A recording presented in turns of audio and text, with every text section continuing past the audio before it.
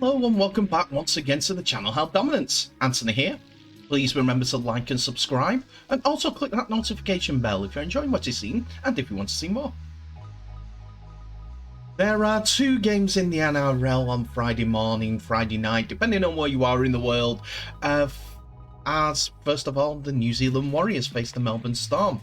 And after extending their winless streak to 4 with defeats at the hands of the Rabbitohs last weekend, the Storm head to New Zealand under the pump, while the Warriors were still reeling from one of the defeats that got away against the Raiders last week. Despite their slump, the Storm remain just 2 points adrift of the top 4 and have it all to play for, while the Warriors will be motivated to give their home fans something to cheer about in their second game at Mount Smart this year.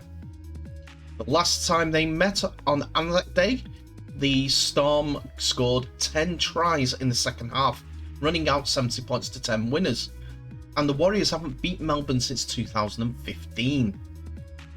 Of main concern for interim coach Stacey Jones will be the side's recent tendency to drop off in the second half, while the usual defensively strong Storm have averaged 24 points against them in their last 6 matches.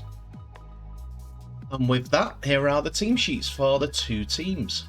Stacey Jones has opted for another spine reshuffle, with Reece Walsh returning to fullback after playing just 14 minutes off the interchange bench last week. Chanel Harris-Tavita reverts to 5'8", and Dejan Arce is the 18th man. Jesse Arthurs is out with a thigh strain, so Marcelo Montoya moves from the wing to centre, and Ed Cozy returns to the side on the flank. Prop Jackson Frey is named on the bench for his first game since 2020, and there is no late changes to the squad. For the Storm, Tui Kamikamacha moves from the bench to the start at lock, with Tom Eisenhuth coming onto the bench at the expense of Jordan Grant.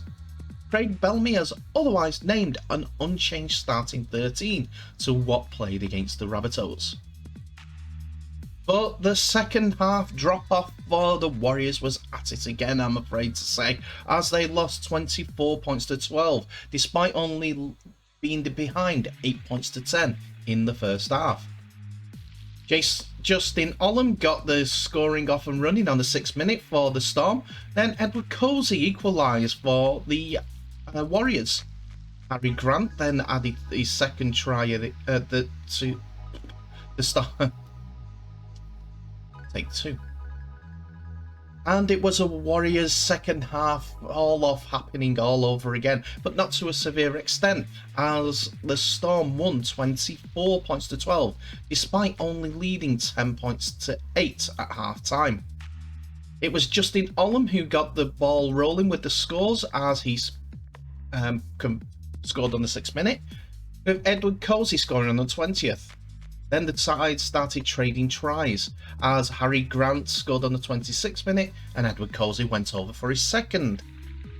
After half-time, Jerome Hughes scored on the 41st minute. Then Nick Meaney extended that lead to the Storm with another try on the 53rd minute. Edward Cozy completed his hat-trick on the 63rd minute, but no conversions for the Warriors, so the scoreline was at 12 and stayed that way. In the difference, Nick Meaney converted 2 of his 4 conversions and kicked a penalty goal. Cameron Munster kicked another penalty goal on the 69th minute to round out the scoring. So staying in Australia, all 61 matches of this year's Rugby League World Cup will be shown live and exclusive on Fox Sports and KO, the streaming service of Fox Sports. It comes after Foxtel Group announced on Thursday it had secured the broadcasting rights to the upcoming tournament. The World Cup kicks off on October the 15th in England and will finish on November the 16th with 19th, with 16 nations taking part in the tournament for the men's side, and 8 taking part in both the women's and wheelchairs tournaments. Every match 31 games in the men's draw, 15 in the women's, and for the first time, 15 wheelchair will be available on the Foxtel and KO Sports. Australia will take on Fiji in the opening clash of the tournament, and Fox Sports Executive Director Steve Crowley said the securing of the rights highlights how Foxtel and KO are the true homes of rugby league. Fox League and KO Sports are flying this season, and to now add the Rugby League World Cup is something to bang the drums about, he said. All exclusive rights across the 61 matches of men's, women's and wheelchair footy very much celebrates the best of the best on the true homes of rugby league. Meanwhile, Rugby League World Cup CEO John Dutton said the familiarity of Fox Sports to footy fans is a great outcome for the game. We know the Rugby League World Cup 2021 is going to be the most watched World Cup, and it is very pleasing it will be broadcast in Australia on Fox Sports. Keeping the rights within the NRL family and with a network that Australian audiences are comfortable and familiar with, he said. This is a great outcome for International Rugby League and Australian fans. Which is true with the draws that have come up for Australia in the men's, women's and wheelchairs game. The Kangaroos are in Group B with Fiji, Italy and Scotland, while the Gillaroos take on the Cook Islands, France and New Zealand in Group B. Meanwhile, the Australian wheelchair team will face England, Ireland and Spain as part of Group A, which is plenty for Australian Rugby League fans to get their teeth into. Hope they enjoy it.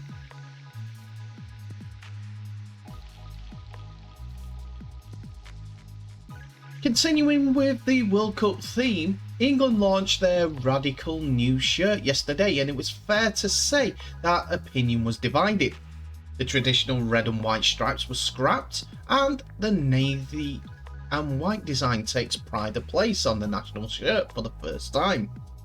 But now RFL's Chief Commercial Officer Mark Foster has explained the decision to abandon the traditional red and white.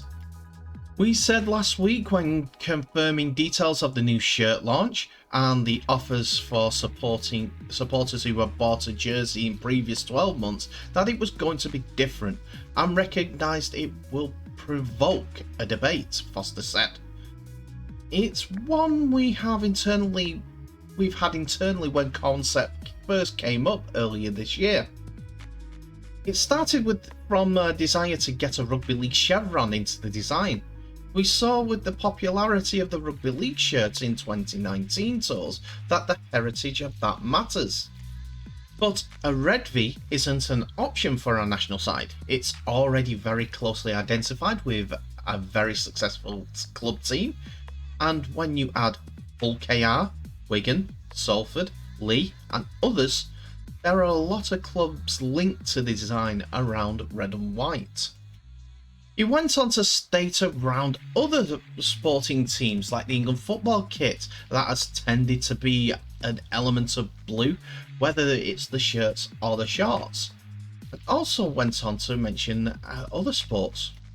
England cricket teams have always played in white ball cricket in blue, and in the last 5 years they have won 2 home World Cups in blue. Our merchandise partners tell us navy is popular, and there is already encouraging evidence of that, with the sales on day one surpassing the numbers we sold in the first month in 2021. We did have a check with the Rugby League World Cup 2021, as coincidentally the other 3 teams in the group in the men's competition have mostly blue kits: Samoa, France and Greece. But they have given us the all clear, and the early signs are we are going to have a lot of England supporters wearing a new shirt in autumn. For me personally, I like the new kit as a concept. It's very nice, to be fair. But now I've read that last comment, it doesn't make sense to me. It's like, they've got it in blue. Why can't we have it in blue? Is it going to be the Blue World Cup?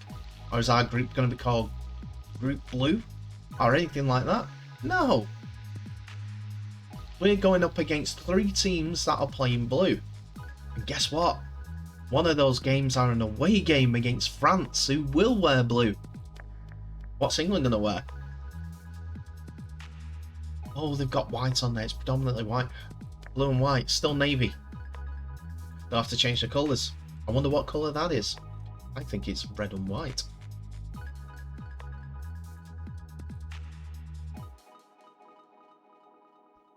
The second game of the day in the NRL saw the Parramatta Eels face the Penrith Panthers. And still, the only team to get the better of Penrith in 2022, the Eels will be hoping to replicate that success as they seek to maintain distance between themselves and the logjam of teams on the edge of the top 8. The Panthers had to do it the hard way against a dogged Shark side in miserable conditions, which was on last Saturday's fixture sheet, and for the first time all year are presented with the motivation of facing an opponent who's currently have the metal over them.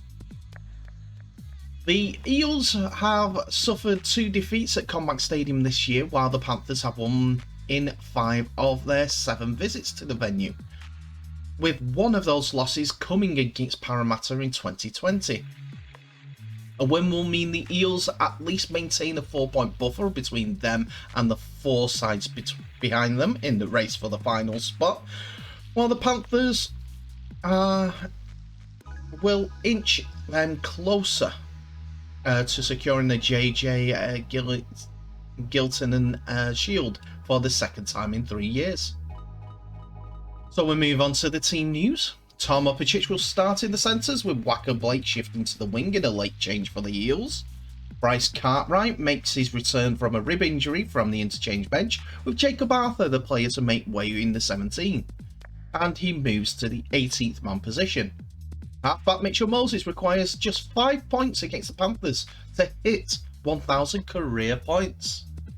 For the Panthers, Moses Leota will start in the front row after recovering from a hand injury, while Matt Eisenhuth is the player that drops out of the 17 to 18th man. Stephen Crichton will miss the game after suffering a laceration to his left ear against the Sharks, which required plastic surgery last week. His place in the centres will be taken by Robert Jenkins.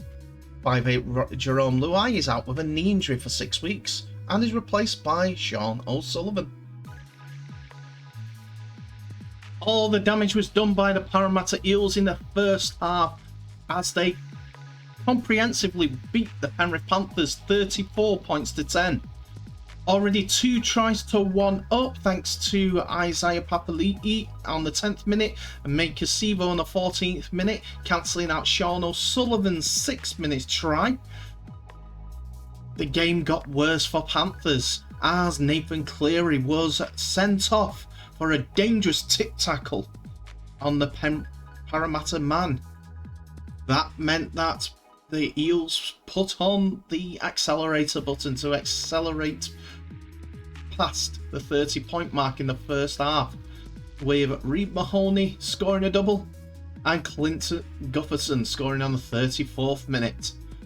Maker Sivo put the icing on the cake at the end of the game on the 77th minute, but it was a second half for the Panthers as they won 10 points to 4, with Liam Martin scoring a try on the 62nd minute, with Sean O'Sullivan scoring on the conversion. At the end of the day, it was an Eels day.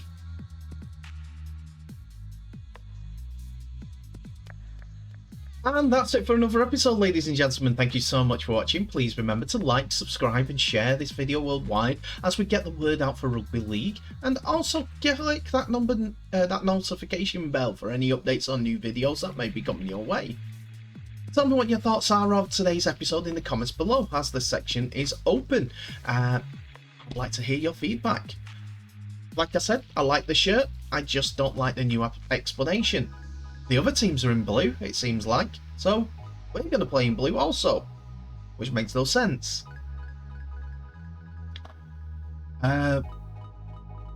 New Zealand Warriors, I think their season's done. That's it. No, they're just battling for the lower places. That their confidence is shot, and it needs to be built up for the beginning of next season. And Nathan Cleary, naughty boy, getting sent off. What can we do? Penrith fall to Parramatta yet again. And Australian TV rights. Finally! They've been looking for them for months. Tell me in the comments section below, are you looking forward to it? But in the meantime, thank you so much for watching. Please remember to share this video worldwide. And I will just end today by wishing you all the best. So please stay safe, and I'll see you in the next episode.